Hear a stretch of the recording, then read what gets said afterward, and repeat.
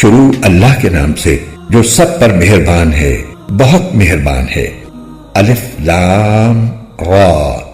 اے پیغمبر، یہ ایک کتاب ہے جو ہم نے تم پر نازل کی ہے تاکہ تم لوگوں کو ان کے پروردگار کے حکم سے اندھیروں سے نکال کر روشنی میں لے آؤ، یعنی اس ذات کے راستے کی طرف جس کا اقتدار سب پر غالب ہے اور جو ہر تعریف کا مستحق ہے۔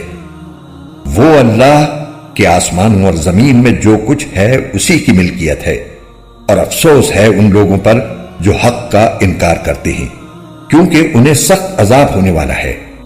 وہ لوگ جو آخرت کے مقابلے میں دنیا کی زندگی کو پسند کرتے ہیں اور دوسروں کو راستے پر آنے سے روکتے ہیں اور اس میں ٹیڑھ تلاش کرتے رہتے ہیں، وہ پرلے درجے کی گمراہی میں مبتلا ہیں۔ اور ہم نے جب بھی کوئی رسول بھیجا خود اس کی قوم کی زبان میں بھیجا تاکہ وہ ان کے سامنے حق کو اچھی طرح واضح کر سکے۔ پھر اللہ جس کو چاہتا ہے گمراہ کر دیتا ہے اور جس کو چاہتا ہے ہدایت دے دیتا ہے، اور وہی ہے جس کا اقتدار بھی کامل ہے، جس کی حکمت بھی کامل۔ اور ہم نے موسیٰ کو اپنی نشانیاں دے کر بھیجا کہ اپنی قوم کو اندھیروں سے نکال کر روشنی میں لاؤ، اور مختلف لوگوں کو اللہ نے خوشحالی اور بدحالی کے جو دن دکھائے ہیں ان کے حوالے سے انہیں نصیحت کرو۔ حقیقت یہ ہے کہ ہر وہ شخص جو صبر اور شکر کا خوگر ہو، اس کے لیے ان واقعات میں بڑی نشانیاں ہیں۔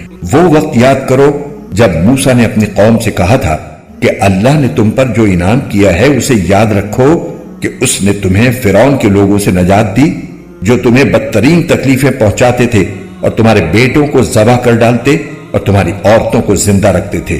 اور ان تمام واقعات میں تمہارے پروردگار کی طرف سے تمہارا زبردست امتحان تھا، اور وہ وقت بھی جب تمہارے پروردگار نے اعلان فرما دیا تھا کہ اگر تم نے واقعی شکر ادا کیا تو میں تمہیں اور زیادہ دوں گا، اور اگر تم نے ناشکری کی تو یقین جانو میرا عذاب بڑا سخت ہے۔ اور موسیٰ نے کہا تھا کہ اگر تم اور زمین پر بسنے والے تمام لوگ بھی ناشکری کریں تو اللہ کا کوئی نقصان نہیں، کیونکہ اللہ بڑا بے نیاز ہے، بذات خود قابل تعریف۔ اے کفار مکہ، کیا تمہیں ان لوگوں کی خبر نہیں پہنچی جو تم سے پہلے گزر چکے ہیں؟ قوم نوح، عاد، سمود اور ان کے بعد آنے والی قومیں جنہیں اللہ کے سوا کوئی نہیں جانتا۔ ان سب کے پاس ان کے رسول کھلے کھلے دلائل لے کر آئے تو انہوں نے ان کے منہ پر اپنے ہاتھ رکھ دیے اور کہا کہ جو پیغام تمہیں دے کر بھیجا گیا ہے ہم اس کو ماننے سے انکار کرتے ہیں، اور جس بات کی تم ہمیں دعوت دے رہے ہو اس کے بارے میں ہمیں بڑا بھاری شک ہے۔ ان کے پیغمبروں نے ان سے کہا، کیا اللہ کے بارے میں شک ہے جو سارے آسمانوں اور زمین کا خالق ہے؟ وہ تمہیں بلا رہا ہے کہ تمہاری خاطر تمہارے گناہ معاف کر دے اور تمہیں ایک مقررہ مدت تک مہلت دے۔ انہوں نے کہا کہ تمہاری حقیقت اس کے سوا کچھ بھی نہیں ہے کہ تم ایسے ہی انسانوں جیسے ہم ہیں۔ تم یہ چاہتے ہو کہ ہمارے باپ دادا جن کی عبادت کرتے آئے ہیں ان سے ہمیں روک دو، لہذا کوئی صاف صاف معجزہ لا کر دکھاؤ۔ ان سے ان کے پیغمبروں نے کہا، ہم واقعی تمہاری جیسے انسان ہیں، لیکن اللہ اپنے بندوں میں سے جس پر چاہتا ہے خصوصی احسان فرما دیتا ہے، اور یہ بات ہمارے اختیار میں نہیں ہے کہ ہم اللہ کے حکم کے بغیر تمہیں کوئی معجزہ لا کر دکھائیں۔ اور مومنوں کو صرف اللہ پر بھروسہ رکھنا چاہیے۔ اور آخر ہم کیوں اللہ پر بھروسہ نہ رکھیں جبکہ اس نے ہمیں ان راستوں کی ہدایت دے دی ہے جن پر ہمیں چلنا ہے، اور تم نے ہمیں جو تکلیفیں پہنچائی ہیں ان پر ہم یقیناً صبر کریں گے۔ اور جن لوگوں کو بھروسہ رکھنا ہو انہیں اللہ ہی پر بھروسہ رکھنا چاہیے۔ اور جن لوگوں نے کفر اپنا لیا تھا انہوں نے اپنے پیغمبروں سے کہا کہ ہم تمہیں اپنی سرزمین سے نکال کر رہیں گے ورنہ تمہیں ہمارے دین میں واپس آنا پڑے گا۔ چنانچہ ان کے پروردگار نے ان پر وحی بھیجی کہ یقین رکھو ہم ان ظالموں کو ہلاک کر دیں گے اور ان کے بعد یقیناً تمہیں زمین میں بسائیں گے۔ یہ ہے ہر اس شخص کا صلہ جو میرے سامنے کھڑا ہونے کا خوف رکھتا اور میری وعید سے ڈرتا ہو۔ اور ان کافروں نے خود فیصلہ مانگا اور نتیجہ یہ ہوا کہ ہر ڈینگے مارنے والا ہٹ دھرم نامراد ہو کر رہا۔ اس کے آگے جہنم ہے اور وہاں اسے پیپ کا پانی پلایا جائے گا، وہ اسے گھونٹ گھونٹ کر کے پیے گا اور اسے ایسا محسوس ہوگا کہ وہ اسے حلق سے اتار نہیں سکے گا۔ موت اس پر ہر طرف سے آ رہی ہوگی مگر وہ مرے گا نہیں، اور اس کے آگے ہمیشہ ایک اور سخت عذاب موجود ہوگا۔ جن لوگوں نے اپنے رب کے ساتھ کفر کی روش اختیار کی ہے ان کی حالت یہ ہے کہ ان کے اعمال اس راکھ کی طرح ہیں جسے آندھی طوفان والے دن میں ہوا تیزی سے اڑا لے جائے۔ انہوں نے جو کچھ کمائی کی ہوگی اس میں سے کچھ ان کے ہاتھ نہیں آئے گا۔ یہی تو پرلے درجے کی گمراہی ہے۔ کیا تمہیں یہ بات نظر نہیں آتی کہ اللہ نے آسمانوں اور زمین کو برحق مقصد سے پیدا کیا ہے؟ اگر وہ چاہے تو تم سب کو فنا کر دے اور ایک نئی مخلوق وجود میں لے آئے، اور یہ بات اللہ کے لیے کچھ بھی مشکل نہیں ہے۔ اور یہ سب لوگ اللہ کے آگے پیش ہوں گے۔ پھر جو لوگ دنیا میں کمزور تھے وہ بڑائی بگھارنے والوں سے کہیں گے کہ ہم تو تمہارے پیچھے چلنے والے لوگ تھے، تو کیا اب تم ہمیں اللہ کے عذاب سے کچھ بچا لو گے؟ وہ کہیں گے اگر اللہ نے ہمیں ہدایت دی ہوتی تو ہم بھی تمہیں ہدایت دے دیتے۔ چاہے ہم چیخیں چلائیں یا صبر کریں، دونوں صورتیں ہمارے لیے برابر ہیں، ہمارے لیے چھٹکارے کا کوئی راستہ نہیں۔ اور جب ہر بات کا فیصلہ ہو جائے گا تو شیطان اپنے ماننے والوں سے کہے گا حقیقت یہ ہے کہ اللہ نے تم سے سچا وعدہ کیا تھا اور میں نے تم سے وعدہ کیا تو اس کی خلاف ورزی کی، اور مجھے تم پر اس سے زیادہ کوئی اختیار حاصل نہیں تھا کہ میں نے تمہیں اللہ کی نافرمانی کی دعوت دی تو تم نے میری بات مان لی۔ لہٰذا اب مجھے ملامت نہ کرو بلکہ خود اپنے آپ کو ملامت کرو۔ نہ تمہاری فریاد پر میں تمہاری مدد کر سکتا ہوں اور نہ میری فریاد پر تم میری مدد کر سکتے ہو۔ تم نے اس سے پہلے مجھے اللہ کا جو شریک مان لیا تھا، آج میں نے اس کا انکار کر دیا ہے۔ جن لوگوں نے یہ ظلم کیا تھا ان کے حصے میں تو اب دردناک عذاب ہے۔ اور جو لوگ ایمان لائے تھے اور انہوں نے نیک عمل کیے تھے انہیں ایسے باغات میں داخل کیا جائے گا جن کے نیچے نہریں بہتی ہوں گی۔ اپنے پروردگار کے حکم سے وہ ان باغوں میں ہمیشہ رہیں گے۔ وہ آپس میں ایک دوسرے کا استقبال سلام سے کریں گے۔ کیا تم نے نہیں دیکھا کہ اللہ نے کلمہ طیبہ کی کیسی مثال بیان کی ہے؟ وہ ایک پاکیزہ درخت کی طرح ہے جس کی جڑ زمین میں مضبوطی سے جمی ہوئی ہے اور اس کی شاخیں آسمان میں ہیں۔ اپنے رب کے حکم سے وہ ہر آن پھل دیتا ہے۔ اللہ اس قسم کی مثالیں اس لیے دیتا ہے تاکہ لوگ نصیحت حاصل کریں۔ اور ناپاک کلمے کی مثال ایک خراب درخت کی طرح ہے جسے زمین کے اوپر ہی اوپر سے اکھاڑ لیا جائے، اس میں ذرا بھی جماؤ نہ ہو۔ جو لوگ ایمان لائے ہیں اللہ ان کو اس مضبوط بات پر دنیا کی زندگی میں بھی جماؤ عطا کرتا ہے اور آخرت میں بھی۔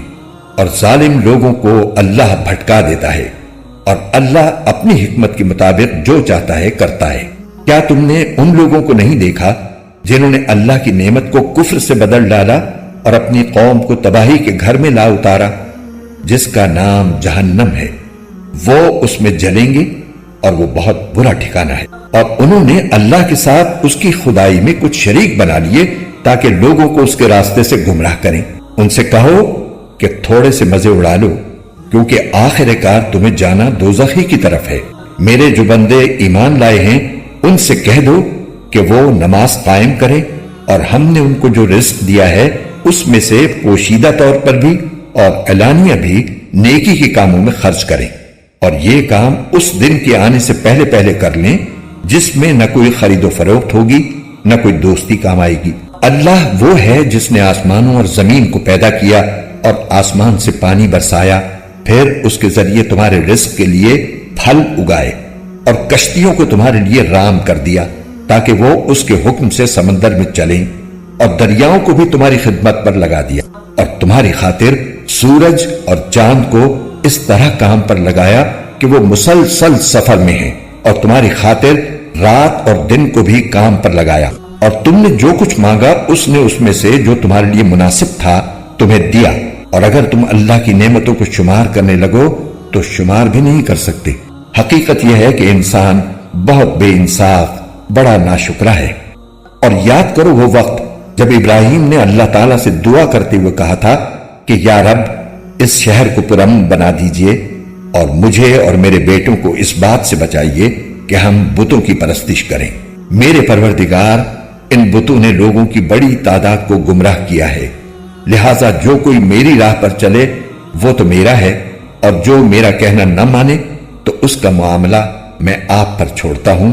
آپ بہت بخشنے والے بڑے مہربان ہیں۔ اے ہمارے پروردگار، میں نے اپنی کچھ اولاد کو آپ کے حرمت والے گھر کے پاس ایک ایسی وادی میں لا بسایا ہے جس میں کوئی کھیتی نہیں ہوتی۔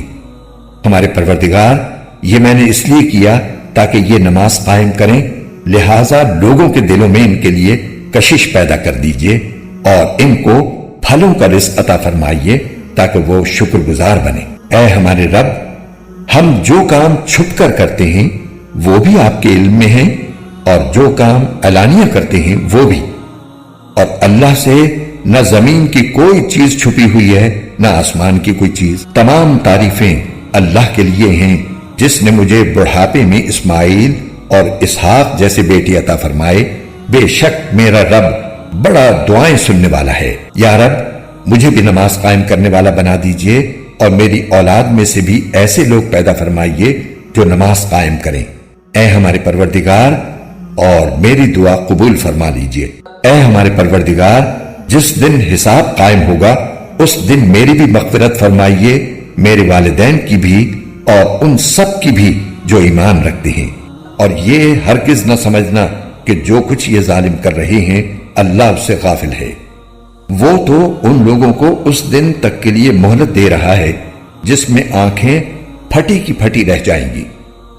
وہ سروں کو اوپر اٹھائے ہوئے دوڑ رہے ہوں گے، ان کی نگاہیں جھپکنے کو واپس نہیں آئیں گی، اور ان کے دل بدحواسی میں اڑے جا رہے ہوں گے۔ اور اے پیغمبر، تم لوگوں کو اس دن سے خبردار کرو جب عذاب ان پر آن پڑے گا تو اس وقت یہ ظالم کہیں گے کہ اے ہمارے پروردگار، ہمیں تھوڑی سی مدت کے لیے اور مہلت دے دیجئے تاکہ ہم آپ کی دعوت قبول کر لیں اور پیغمبروں کی پیروی کریں۔ اس وقت ان سے کہا جائے گا کہ ارے کیا تم لوگوں نے قسمیں کھا کھا کر یہ نہیں کہا تھا کہ تم پر کوئی زوال نہیں آ سکتا؟ اور تم ان لوگوں کی بستیوں میں رہ چکے تھے جنہوں نے اپنی جانوں پر ظلم کیا تھا، اور یہ بات کھل کر تمہارے سامنے آ چکی تھی کہ ہم نے ان کے ساتھ کیسا سلوک کیا، اور ہم نے تمہیں مثالیں بھی دی تھی، اور وہ لوگ اپنی ساری چالیں چل چکے تھے، اور ان کی ساری چالوں کا توڑ اللہ کے پاس تھا، چاہے ان کی چالیں ایسی کیوں نہ ہوں جن سے پہاڑ بھی اپنی جگہ سے ہل جائیں۔ لہٰذا اللہ کے بارے میں ہرگز یہ خیال بھی دل میں نہ لانا کہ اس نے اپنے پیغمبروں سے جو وعدہ کر رکھا ہے اس کی خلاف ورزی کرے گا۔